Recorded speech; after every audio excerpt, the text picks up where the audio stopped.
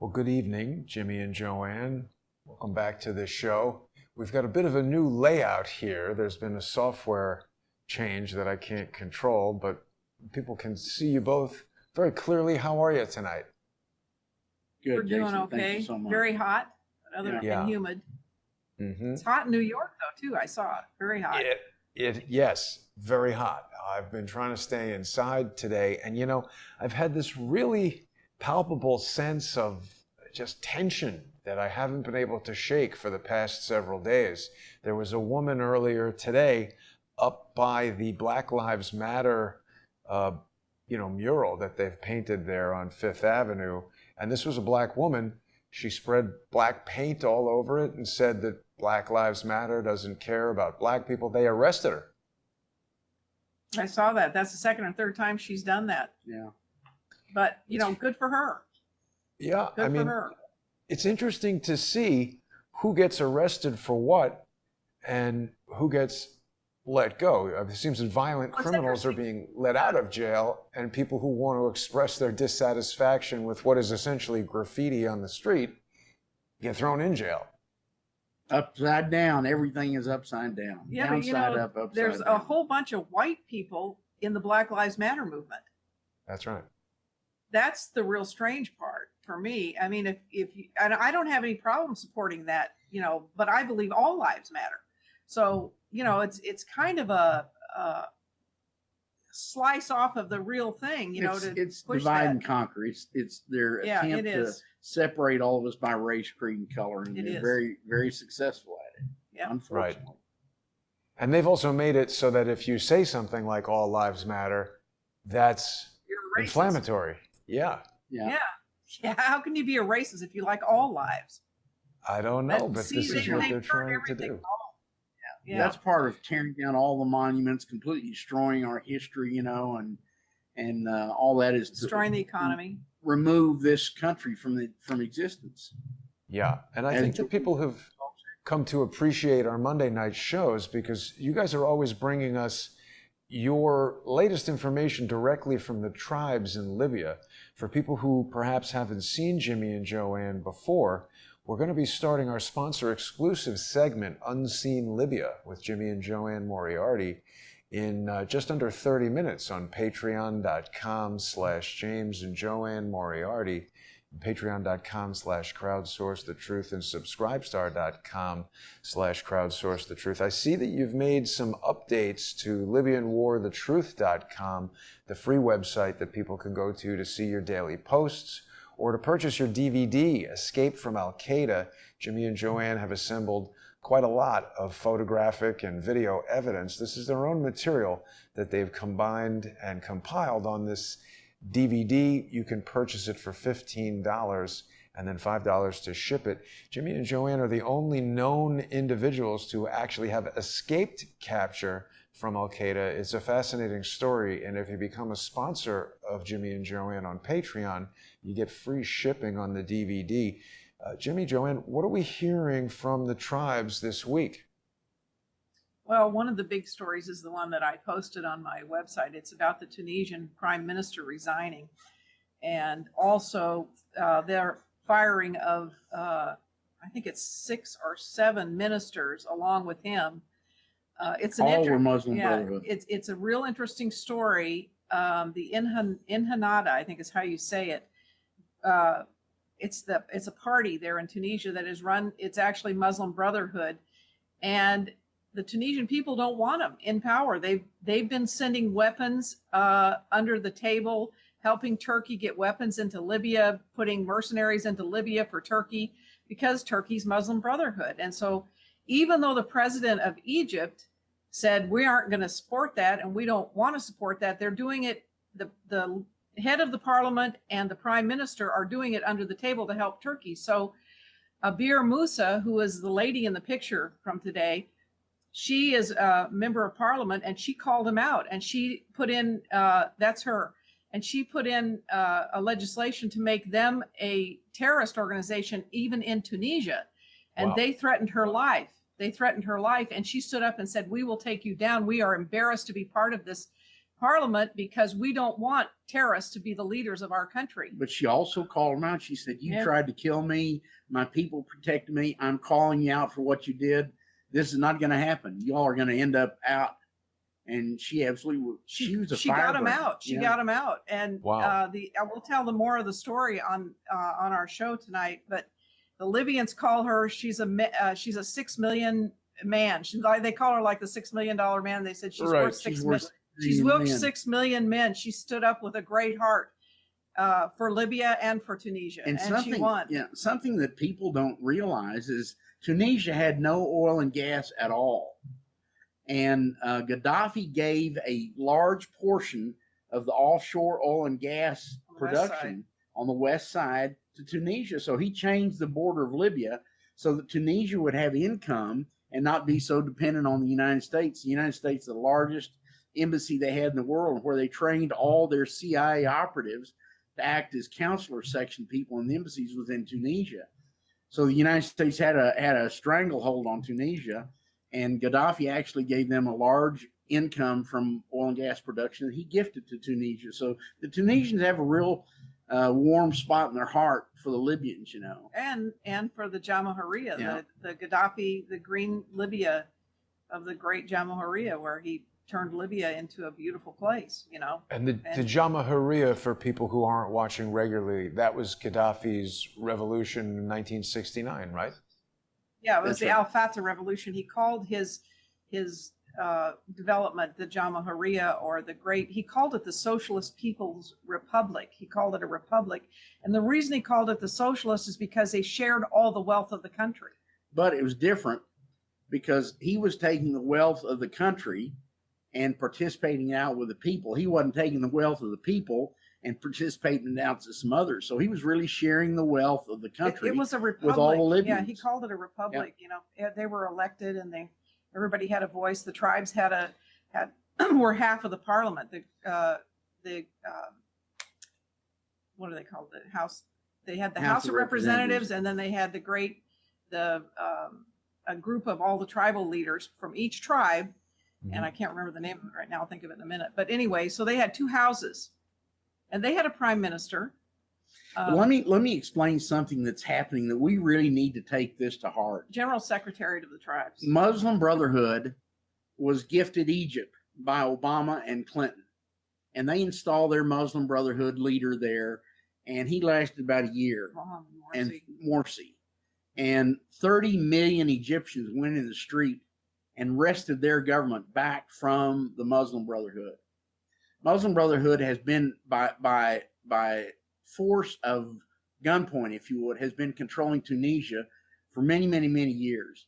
And the first act of the Arab Spring happened in Tunisia, where a young man was drugged up and he burned himself, and that was that's what supposedly triggered the Arab Spring. The thing that everybody needs to understand is Muslim Brotherhood is a construct of MI6. It was built by MI6. That's where they found out it was much easier to train terrorists to do the bidding, and that way England didn't have a bad face. The United States did ISIS, Al-Qaeda, etc. And in the background, the bad part of the Mossad has been involved in this forever. So all these terrorist organizations, the real Muslims call them fake Muslims. They call them takfiri because they're not real Muslims. They don't follow the beliefs of the Muslims. But the problem is, inside the Muslim religion, they've never done anything to get these radicals out of their religion. So, you know, you have to throw some of the blame on them. But all these terrorist organizations are constructs of CIA, MI6, and Mossad. Now, they change names. They add names to them, Libyan Fighting Group. Yeah, but the MI6 has turned into its own entity. Yeah. And Obama was a member of Muslim Brotherhood. We were told that before he was ever elected for president. We were told that in Libya and in Egypt. They said he is a member of Muslim Brotherhood. There were Muslim Brotherhood, you know, the DIA agent in our home told us that the Muslim Brotherhood was making the U.S. policy. Setting the agenda in the Setting United the States. agenda while Obama was in there. And you know those guys on this, what is the 7th level of the State Department, those brothers, those Seventh floor. Aswan brothers or whoever they were Muslim Brotherhood. And so when you when you try to write something about Muslim Brotherhood doing something bad, you always get something backed out. Like you were looking up, Jason, you get something that says Muslim Brotherhood's not so bad. They're going to win this. They're going to do, you always get something tempered because they control a lot of that. So, you know, it's, you have to go a little bit underground to really find out what's going on and how much the people hate. The Libyans will not use the word Muslim. They call them the Brotherhood. They will not add that. So do word the to them. Tunisians. That's true. You get into any Muslim country, they don't call them Muslim Brotherhood. They call them the Brotherhood. They won't use the ISIS name. They call them Daesh, which is the Daesh. same. Yeah. Daesh. DAASH. D-A-E. Right. Oh, yeah. D-A-E-S. But we I thought got it a was lot on Daesh. Libya. We got, Yeah. got a huge amount on Libya. What's going on there? That thing is absolutely boiling over. Yeah, Libya's going to be there's going to be a war there very shortly. Yeah. Very and shortly. we've got a lot I of thought there's interesting a stuff. war that's been going on since Well, 2011. that's kind of a cold war. It has, but but there's going to be an open war. Yeah, There's going to be. It's been an occupational force in Libya. The Turks and the other bad guys, MI6, CIA, Mossad, has been occupying Libya through their proxies, Muslim Brotherhood, Al-Qaeda, Ansar al-Sharia, etc. They've been occupying Libya, robbing it blind.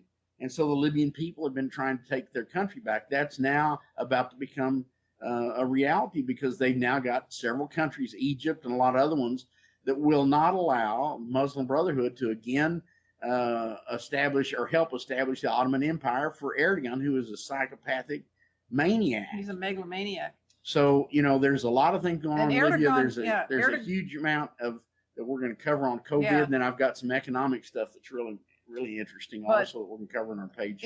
In Libya, right now, the Libyans understand that it's come to a head, that they're going to have to push everybody. All the occupiers are going to be pushed out of their country, or the Libyans are going to die. Either one. They won't live with this anymore. Period. They've had their electricity stolen from them, their water stolen from them, their money stolen from them. They have no life anymore, and they're going to fight to the death. They will not. You saw that Tuareg walking in front of all those troops, you know, and the Tuareg are a very powerful tribe in the desert. They really don't belong to any country, but they claim Libya because Gaddafi liked them so much and supported them. They're nomads, but they're powerful people. And if you go back and look at the history of Omar Mukhtar and working with the Tuareg and the desert tribes, Mussolini tried for 20 years to beat them, and he couldn't. So he tried to commit genocide on the whole country. Yeah. But that's exactly how those people look. They're very dark skinned. They completely wrap up all the time. Very quiet, very gentle people. Yeah, it's because however, of the desert sand. They're hard. They're tough as an acre of snakes. Listen, it's an ancient culture, Jason. 8,000 plus year old culture. Wow. It almost seems like perhaps they were the inspiration for the Sand People in Star Wars. Yeah, it looks like it, doesn't it? Orchid, yeah. Cayenne Orchid is saying that it's calm right now in Libya, but I'm not sure where someone who is obviously using a false name is getting that information. When you've got all these weapons and soldiers and everything building up, Egypt had 120,000 troops on the border. They've moved, I think, if not all those, most of those into Libya. They moved S-300 rocket systems. They moved a lot of aircraft in. The military base around Sirte is full of not only drones, but aircraft, tanks, and everything. So Turkey, everything's coming to a head. And Turkey has been moving in weapons and people like crazy through Tunisia and through Misrata. And they're all on the line of Sirte. It's the calm before the storm. And it will shortly, and it's going to be a big storm when it happens. And like General Sisi said, you have a choice. Put down your weapons, give your weapons to the Libyan army, Turkey withdraw, remove your troops. If you don't, the Egyptian army will move ahead and we will leave none behind. Here's how the community in that whole part of the world is. What have they done to Egypt? They've turned over control of their air force. There's like 6 or 7 countries that have turned over their air force. Algeria has now got weapons on their border supporting the Libyan army. Egypt is there. There's Tunisia has now thrown out the Muslim Brotherhood, so there will be no more help from Tunisia. That'll be blocked. But the countries that have turned over control of their air force are Saudi Arabia, Jordan. Yeah, but I don't know all of them. I have them on my it's on my document, but we're talking about that. Big countries. Yeah. Bahrain was one. Saudi Arabia. Yeah. So that means Egypt is in control. Algeria. Algeria in control of a huge air power. Air power. Huge. Yeah. Well, so I don't know. People are making some bizarre comments here. I'm trying to pay attention to bring them into our discussion, but it really is best if people who want to comment use their actual names. I see a name of a fake account and my immediate, my thoughts go towards social engineers. There's a lot of people who want to try to suppress the information that Jimmy and JoAnne are bringing us. We've had representatives of the tribes on the show before, and Jimmy and JoAnne have been assessed by General Flynn as the best human intelligence that the United States has ever had with regard to Libya. So I don't know what some of these odd names here. The Truth Lady doesn't like it that you keep saying the Muslim Brotherhood, but what I heard you say is that in Libya, they just call it the Brotherhood because they're not considered real Muslims. So maybe Truth Lady missed that part. But you're not saying the Libyans consider them the Muslim Brotherhood. That's just the brand name that they're known by here in the United States. And it's remarkably similar to what you've told us about the Khazarian Mafia. It seems like a tactic where if it's MI6, if it's CIA, whoever it is, they latch on to a particular religion or an ethnic group. We see it happening here with Black Lives Matters. They latch on to a particular group that they know support of that group is going to be somewhat divisive because they're just, it's them. You can make it black versus white. You can make it Jews versus Muslims. They like to divide and conquer. We've spoken about it many times. And then we were just looking at some article there that was talking about how MI6 encouraged the Arab nations to invade Israel just as they created it. So that's really sort of the same thing. And I've suspected that all along, that the powers, the globalist powers of the world, placed Israel right there in the Middle East where they knew it would just ignite. It's like literally setting off a spark in a powder keg and then watching it burn and using their fight, playing one side against the other for the next 100 years. Yep. Jason, the first thing I said this evening is that Muslim Brotherhood is a construct of MI6. Everybody can look that up. They are a function. They're a proxy terrorist group for MI6. They have nothing to do with Muslims at all. They're not. They've usurped the name. They have trained their terrorists to go out and do their bidding worldwide for their nefarious purposes. Yeah, the head of the Muslim Brotherhood is in Turkey. You don't see Erdogan talking about holy days or Eid or Ramadan, or you never hear him talking about anything like that. But he's the titular head of the Muslim Brotherhood. They have a commander. They have a leader of all their forces, just like Al-Qaeda. That's a construct of the CIA, and they have their own training centers. And we absolutely had proof positive there were 29 CIA training centers in Libya to train terrorists to come into the United States. So these are the rogue intelligence agencies that are building these organizations, putting a name on them that's incendiary in the first place, and then using these either psychopaths or paid just mercenaries, whatever they are, and they're using them to do their proxy fighting all over the world. Dieter and is it's telling not us. good.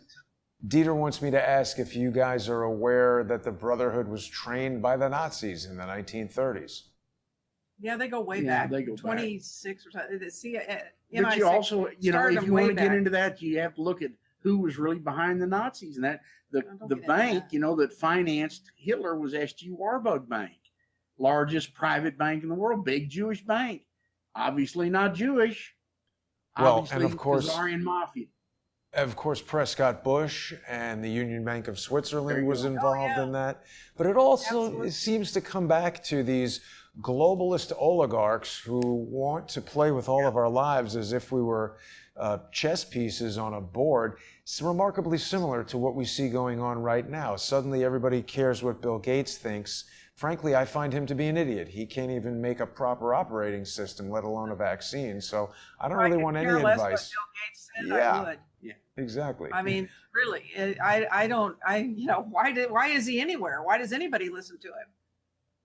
I don't know the answer to that, JoAnne, but we're almost out of time here. Is there anything else you guys want to share with our viewers before we make the transition over to patreon.com/James and The show's going to JoAnne? be an hour and a half. We hope we've got some time at the tail end of it for people to forward questions and stuff. We'll be glad to answer any legitimate question anybody's got.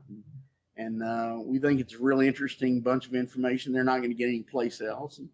And thank you so much for helping us, Jason, and promoting it and producing it, Well, it's my pleasure to do that, Jimmy. And I know that everybody enjoys your insights.